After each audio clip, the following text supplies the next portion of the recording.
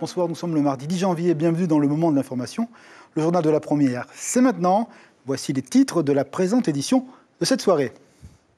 Grève ou pas grève, à l'hôpital il manque 6 milliards pour aller au bout de l'année 2023. Une nouvelle réunion a eu lieu cet après-midi. Direction, médecins, personnel et syndicats, avec une idée de conflit social dans l'air. Cependant, rien n'est fait, d'autant que des sites encourageants pourraient arriver des autorités. La réunion a duré 3 heures. Face à l'hôpital, nous irons trouver notre journaliste Marouki Duri pour connaître la teneur de l'ambiance et surtout les nouvelles informations afin de nous éclairer. La situation semble se détendre quelque peu. A tout à l'heure Marouki, merci. Encore une affaire de prescription, cette fois-ci c'est l'affaire Chanuk-Calmé. Le tribunal de la ville a décidé que le temps de l'instruction fut trop long. Conséquence, il n'y a plus matière à juger. Un appel sera sûrement fait pour avoir une nouvelle lecture du droit. Les détails dans ce journal. Pour les fonctionnaires d'État, il faudra travailler plus car le projet de réforme des retraites à Paris concerne seulement ces actifs vivant sur notre territoire. Ce sera donc 64 ans et 43 ans de cotisation. Toutefois, des règles singulières en fonction des métiers et de leur pénibilité seront mises en place. Bref, il faudra travailler 2 ans de plus pour toucher une pension complète. Les syndicats sont contre et ils sont unanimes. Nous recevons Diana Yanko de l'UNSA pour analyser la situation avec elle. Merci et à tout à l'heure. Allô, le réseau Vini a de nouveau toutes ses fonctionnalités. Toutes les équipes techniques ont travaillé d'arrache-pied pour solutionner l'intermittence des communications.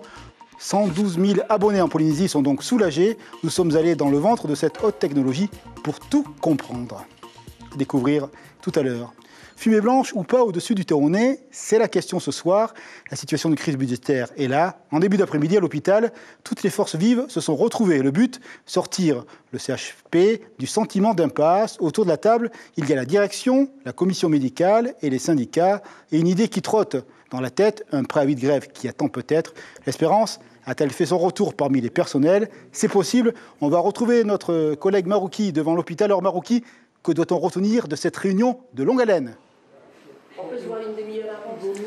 Eh bien, Stéphane, ce qu'on doit retenir, c'est que le pays s'est engagé à verser une partie des financements nécessaires dans les prochaines semaines. D'ici la fin du mois de mars, eh bien, les caisses de l'hôpital seront en partie renflouées. Une dotation exceptionnelle d'environ 1 milliard pour payer les fournisseurs et faire face aux dépenses les plus urgentes. Le ministère de l'Économie et des Finances travaille déjà sur les leviers financiers, mais au-delà de la situation financière du CHPF, c'est la situation de fond qu'il faut régler. Les dirigeants de l'établissement, les politiques sont unanimes.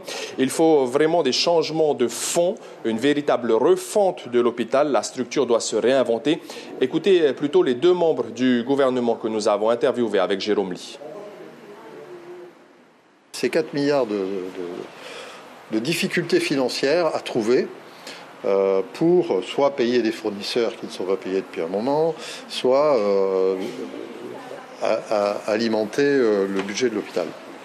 Donc tout ça, normalement, lorsque nous aurons notre réunion de conseil d'administration, nous allons prendre des décisions là-dessus. Mais par contre, on aura beau injecter des milliards, si on ne réfléchit pas à l'organisation interne, c'est de l'argent en fait qui va faire que repousser le problème.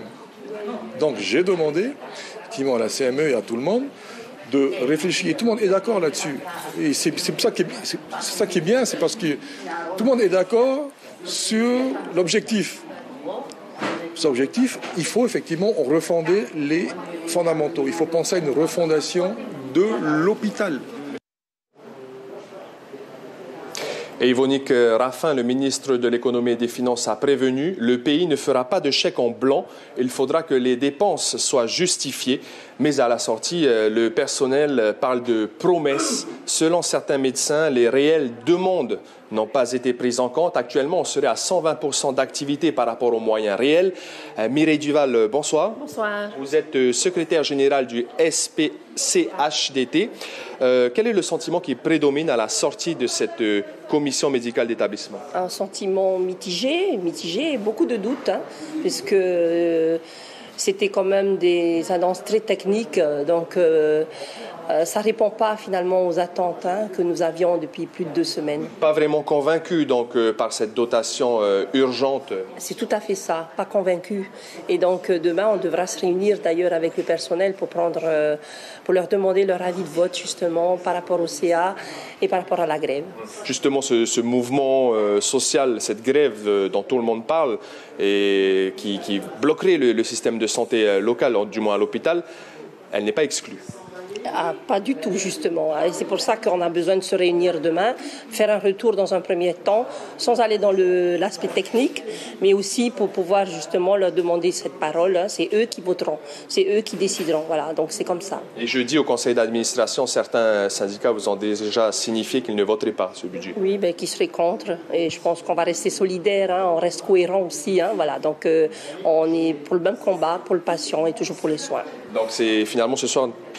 Aucune solution n'a été trouvée, vous restez vraiment sur des promesses. Alors, et vous attendez de voir. Il y a une promesse d'urgence, effectivement, pour mi-février, c'est ce qu'on avait compris, nous. Après, il y a une promesse aussi pour septembre, mais là, ça relève du collectif budgétaire.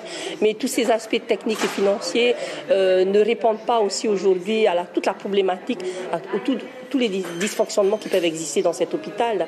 Et donc, il y a un épuisement total, et ils l'ont fait entendre.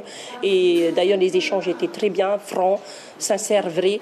Et je pense qu'ils l'ont entendu, mais maintenant, c'est appartient au ministre de prendre les bonnes décisions pour jeudi.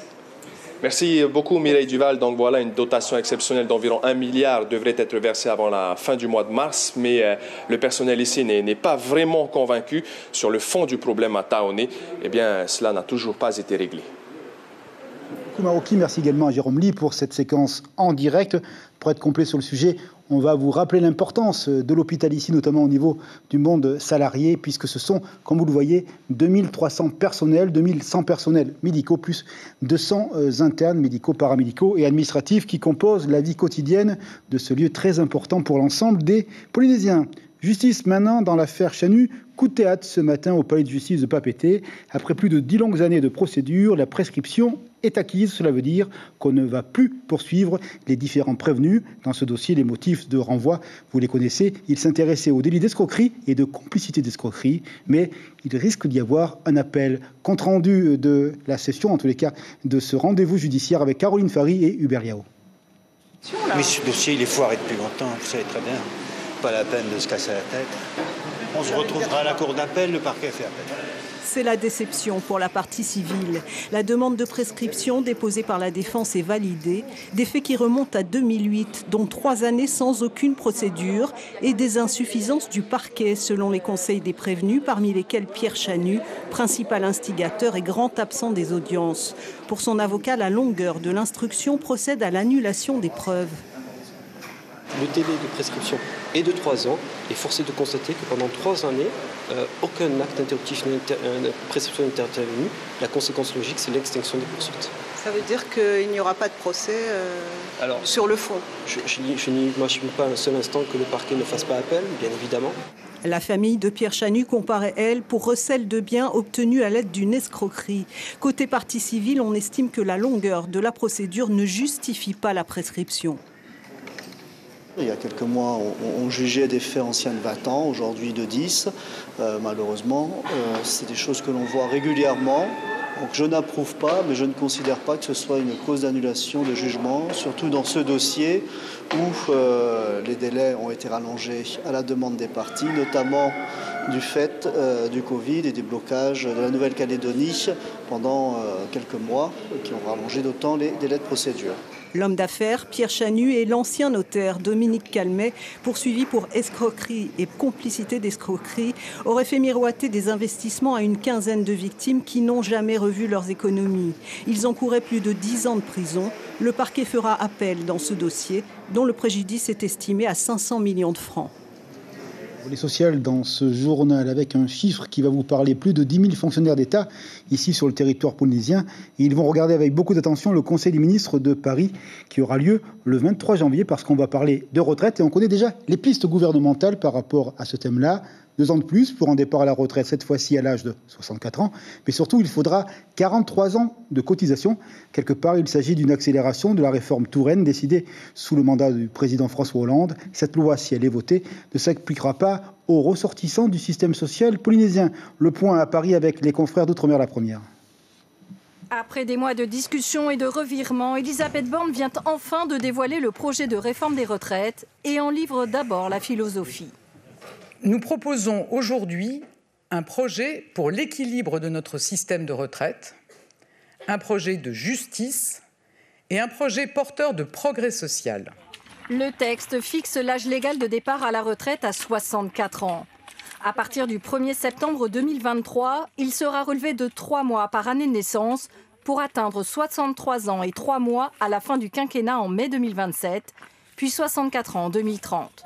Les premiers concernés, ceux nés à partir de 1961, un report loin de faire l'unanimité. Je suis fatigué, voilà. Je ne me sens pas d'aller jusqu'à 64 ans. L'argent, il faut aller le chercher bien quelque part pour avoir des retraites décentes, un montant de retraite décent. S'il faut aller jusqu'à 64 ans, on ira jusqu'à 64 ans. La durée de cotisation sera portée à 43 ans. Elle est aujourd'hui de 42 ans. Le projet prévoit aussi la fin de la plupart des régimes spéciaux et fixerait la pension minimum à 1 193 € bruts pour tous les retraités actuels et futurs. Le gouvernement assouplit le dispositif usure au travail. Le seuil pour obtenir des points de pénibilité est revu à la baisse. Par exemple, de 120 nuits de travail nécessaires, il n'en faudra plus que 100. Ceux qui ne travaillent pas dur, s'ils peuvent continuer, tant mieux. Mais ceux qui travaillent dur, ce n'est pas possible. On est déjà fatigué avant la retraite. On ne va pas profiter. Quant au dispositif carrière longue, il est maintenu. Ceux qui ont commencé avant 16 ans pourront partir sous condition à 58 ans. Ceux qui ont commencé avant 18 ans, ce sera 60 ans. Enfin, ceux qui auront commencé avant 20 ans continueront de partir 2 ans avant l'âge légal, soit 62 ans. Enfin, la fonction publique conserve les mêmes modalités qu'aujourd'hui. Néanmoins, ils devront cotiser 2 ans de plus. Elisabeth Borne présentera le projet de réforme le 23 janvier en Conseil des ministres. Voilà donc pour les grandes lignes de la loi. On va ouvrir le débat avec notre invité Dana Yenko. Bonsoir. Bonsoir. Vous êtes de l'UNSA, merci d'être avec nous. Alors, je pense qu'à l'image de vos confrères métropolitains, vous toussez devant cette loi, vous ne la comprenez pas. Alors, on la comprend dans le sens où on refuse ce rallongement de départ légal. Nous sommes déjà alertés depuis 1 mois par nos organisations syndicales. Cette nuit, nous avons eu donc des dépêches en nous demandant de nous mobiliser, de faire front face au gouvernement. Et quand on vous dit que c'est pour sauver les retraites, c'est un argument que vous ne voulez pas entendre? Alors, ce n'est pas qu'on ne veut pas entendre. Nos secrétaires généraux en métropole des 8 organisations syndicales se sont mis d'accord de faire une démonstration que ce n'est pas le système de retraite. D'ailleurs, Mme Borne parlait d'équilibre. Il est très équilibré pour le moment. Il n'y a pas... On parle d'un déficit de 12 milliards à peu près. Hein. Oui, mais bon, c'est pas avec la réforme des retraites Enfin, moi, je pense que le sujet, il est ailleurs. Je pense qu'en France, et comme ici aussi, nous avons la précarité des emplois. Il faut mettre en place des systèmes beaucoup plus concrets, immédiatement, et d'attendre un peu plus tard s'il faut travailler plus. Moi, je fais beaucoup de terrain et je sais que les collègues attendent avec impatience leurs 62 ans pour pouvoir partir. Là, la nouvelle qui est tombée font réagir tous nos partenaires. Là, je pense que vous faites allusion aux enseignants, ce monde que vous connaissez, puisque vous êtes vous-même professeur. Mais quelque part, avec la réforme Touraine, les enseignants étaient déjà concernés par 43 ans de cotisation pour avoir une retraite à taux plein. Vous avez vraiment le sentiment de perdre quelque chose, alors que les gens nés en 73 étaient concernés déjà par une réforme décidée en 2014. Moi, je pense que dans toute réforme, il y a une génération sacrifiée. Et la génération sacrifiée, c'est ceux qui sont nés, pour moi, avant 1975. Parce qu'on a un système qui est déjà en place. On a fait quand même plus de la moitié de notre carrière. Et là, on nous demande de rempiler. Et je pense que ce n'est pas le bon moment. D'autant plus qu'on a un autre sujet pour nos retraites en Polynésie, c'est l'ITR. Alors justement, on en est où? Une commission parlementaire était venue en juillet 2021 de mémoire ici sur le territoire, rencontrer l'ensemble des acteurs économiques, dont vous, représentants syndicaux. Où en est-on sur ce dossier-là qui vous inquiète, horizon 2027-2028 hein? Alors, juste pour faire un petit historique, le 15 mars 2022, un comité interministériel s'était réuni à la demande du président Macron, puisque lors de sa visite au mois de juillet, il avait promis que c'est un dossier qu'il faudra terminer. Donc, suite à cette réunion, ce comité interministériel, où on a pris des décisions, où ils ont pris, les parlementaires, les organisations syndicales et 3 ministères, le budget, l'outre-mer et la fonction publique, pour que justement on fasse des études d'impact sur les retraites dans les années à venir. Et alors, à ce jour, rien? Et à ce jour, pas plus tard que la semaine dernière, on nous a annoncé une date, vendredi 13 janvier. Et je pense que suite à l'actualité, ce comité est reporté au 17 février. Ce qui veut dire que vous sentez une mobilisation forte pour dire non à la réforme voulue par le Premier ministre, Madame Borne? Moi, je sens une mobilisation forte. Je pense que c'est un sujet qui est vraiment très important sur notre territoire, pour l'économie de notre territoire, puisque d'après mes simulations, beaucoup de nos fonctionnaires de catégorie C n'auront même pas la retraite, le SMIC, excusez-moi. Donc, il faut se saisir de ce dossier maintenant, ensemble, avec le gouvernement, nos parlementaires et nos organisations syndicales. Et vous pensez appeler les fonctionnaires d'État ici sur le territoire à faire grève s'il y a un mouvement national décidé? Le mouvement national est décidé. C'est le 19, la semaine prochaine. Donc le préavis a été déposé auprès des autorités du pays? Je peux vous dire ce soir que la journée a été annoncée. J'ai reçu la dépêche ce matin. Donc il reste au niveau de la Polynésie française à contacter les autres organisations syndicales, puisqu'en France, ils sont 8, tous mobilisés pour le 19. Et si tout le monde sera mobilisé, à votre avis, il n'y aura pas d'absent? Je pense qu'on sera mobilisés. Merci beaucoup d'être venu pour nous éclairer sur le regard que vous portez sur la réforme telle qu'elle se dessine à Matignon. Merci à vous et très bonne soirée. Plus aucune friture sur la ligne, cela marche désormais. Vini a résolu son problème technique, celui qui hier a tracassé ses abonnés. La science des employés a permis le retour à la normale face à un serveur qui, totalement débordé, a grippé l'ensemble des réseaux de diffusion. Les usagers un brin fatalistes ont donné de la patience à leur attente. Reportage avec Nicolas Suire et les images de Théva Levra. Départ du 87. Si vous êtes client chez Vini, vous avez sans doute entendu ce message plus d'une fois depuis hier. La téléphonie mobile a été perturbée. L'Internet, les appels et les SMS ont fonctionné par intermittence. Ce matin, la panne n'était toujours pas localisée. Un coup ça marche, un coup ça marche pas. Donc c'est ça qui est le plus difficile à trouver. En fait, dans des réseaux super compliqués comme ça, très difficile, quoi. Donc, encore quand c'est un équipement qui est tombé en panne, ça va, on peut vite intervenir. Mais là, comme c'est totalement aléatoire, on ne sait pas d'où ça vient, quoi. Donc, Les usagers ont subi des désagréments variables en fonction de leurs besoins du moment. J'ai juste pas pu envoyer des SMS et recevoir d'appels. Et appeler aussi. C'est pas trop gênant? Non, ça va. J'étais en train de joindre une amie de Técaro. Pour savoir si vous pourriez la rejoindre? Ouais, pour savoir si elle va bien ou pas. J'ai pas pu joindre le directeur de l'école de mes enfants, alors que c'était urgent. Et j'ai pas aussi pu joindre le dispensaire. En fait, j'ai été gênée. Du coup, il a fallu que tu te rendes sur place? Ouais, alors que je vis à Fa'a. J'ai dû aller à Papeari pour ensuite aller à Pire-Air. Malgré une nuit de travail sans relâche avec son fournisseur à l'étranger, aucune solution n'est trouvée.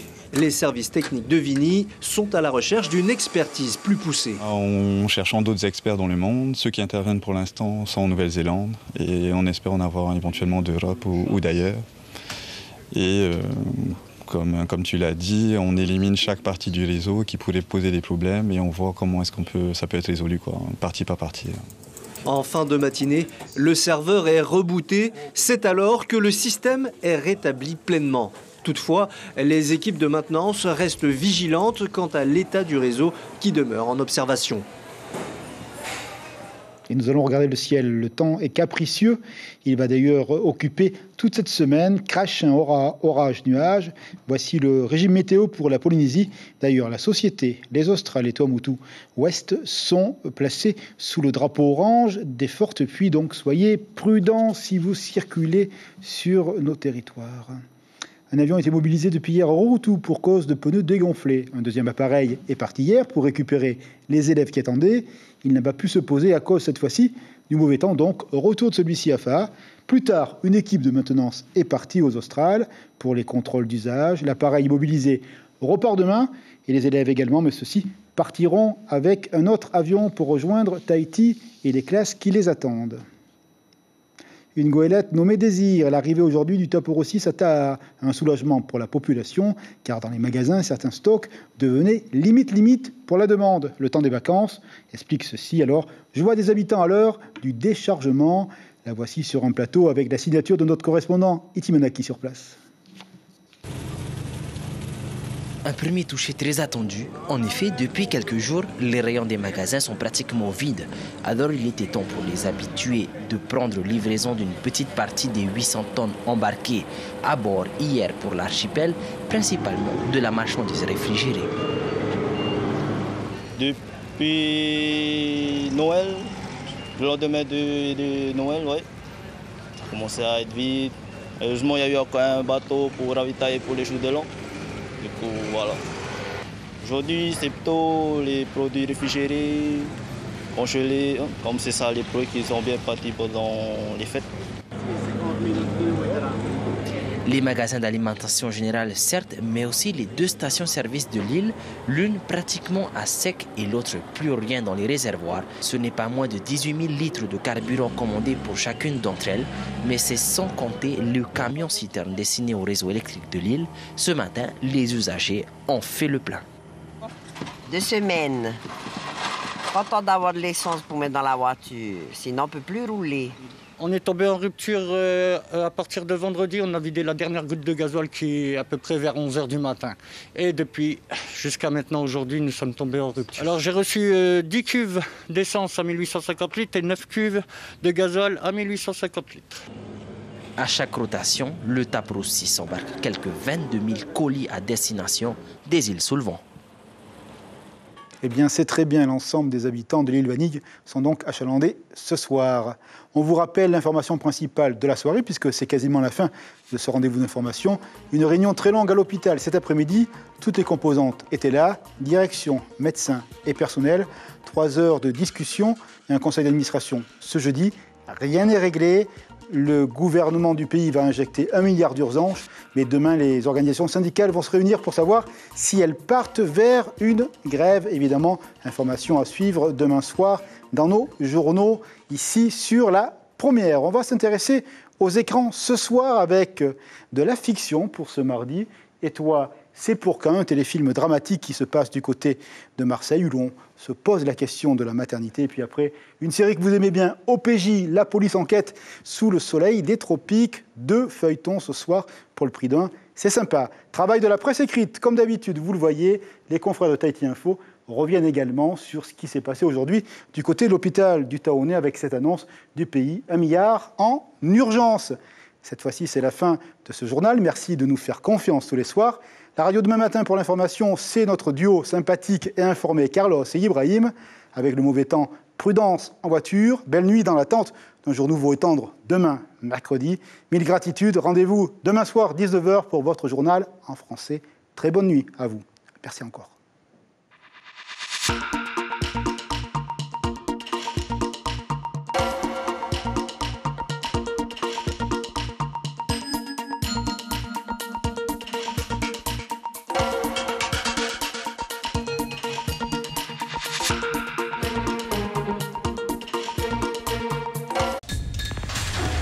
L'information en continu sur Polynésie la Première, Internet et réseaux sociaux.